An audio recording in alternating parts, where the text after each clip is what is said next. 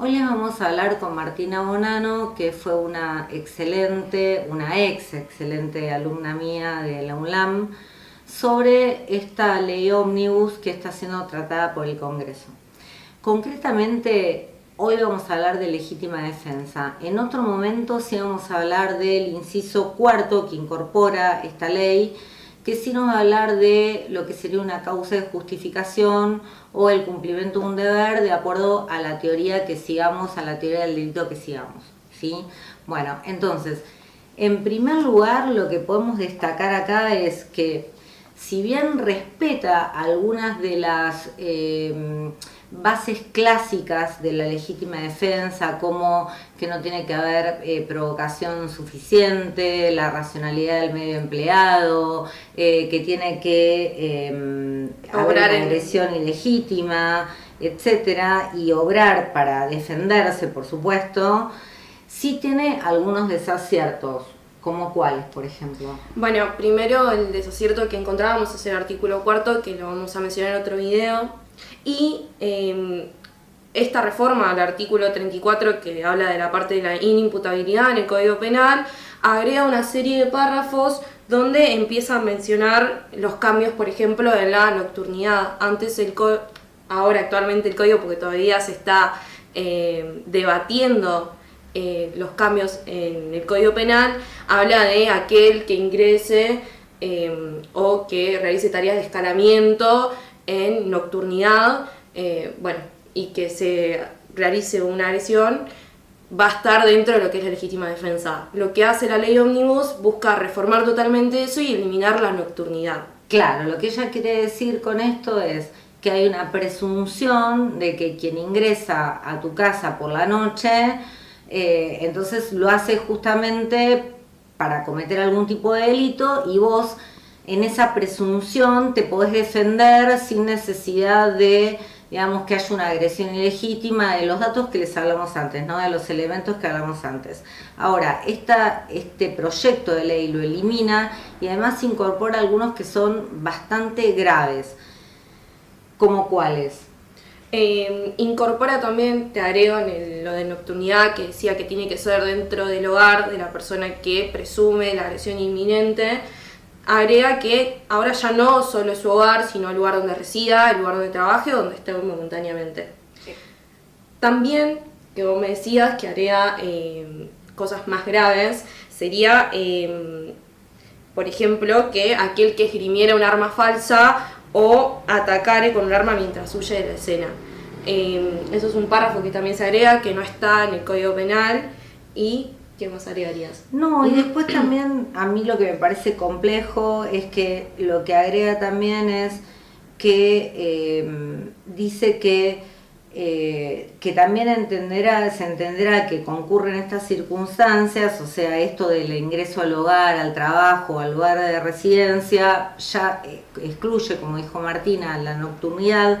Lo que me parece, inconstitucional es que marca lo de la diferencia de edad o contextura física. En eso podemos estar de acuerdo, que vos podés prever que entonces esa persona va a tener una superioridad sobre vos, pero agrega experiencia en riña. ¿Y cómo podemos saber de antemano si alguien tiene experiencia en riña? Digo, como decía recién otro colega, salvo que venga vestido de ninja, no podemos nunca presumir que alguien tiene una experiencia en riña.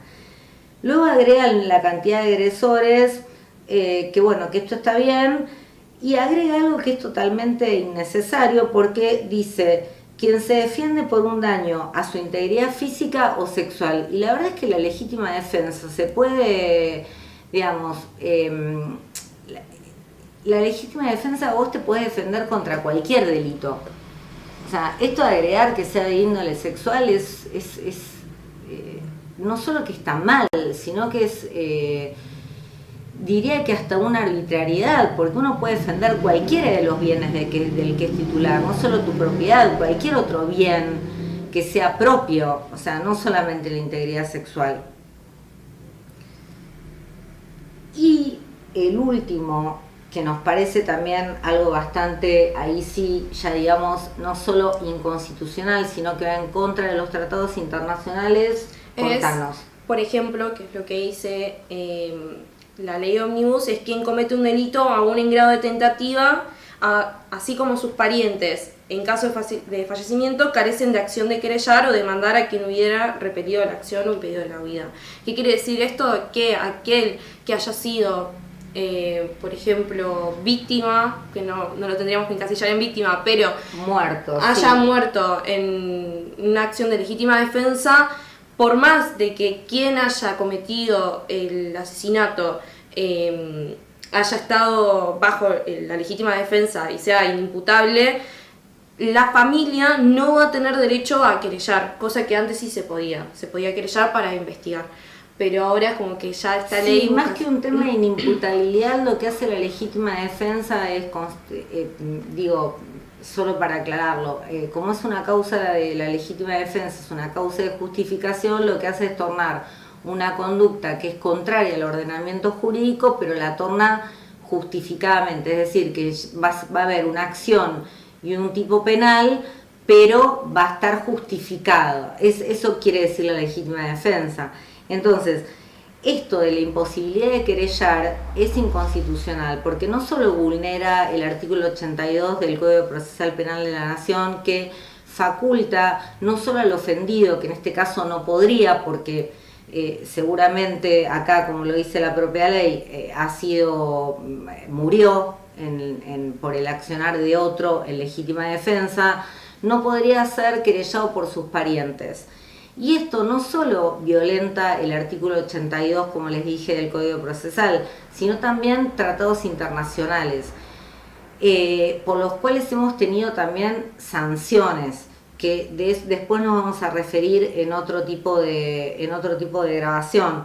Pero, por ejemplo, podemos mencionar al Pacto Internacional de Derechos Civiles y Políticos, la Corte Interamericana de Derechos Humanos, que en sí este nuevo artículo que se busca debatir, en este caso, va a ir contra la tutela judicial efectiva. Entonces, ante estos casos, por más de que esté justificado quien realizó el accionar, la familia ya no va a tener derecho a poder accionar contra esa persona o de querellar.